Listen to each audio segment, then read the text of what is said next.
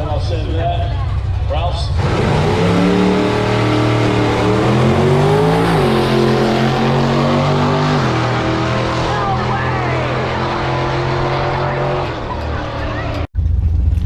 Alright guys, motor toys. So we ran a 6S pass. A little squirrely, track's not the best tonight. We did a 5.9 at 93, but only got to about 95% throttle.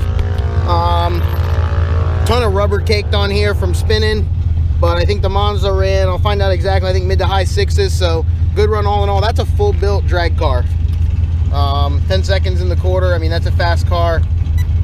Typhon obviously didn't have its best run, but definitely a cool video. Alright guys, stay tuned.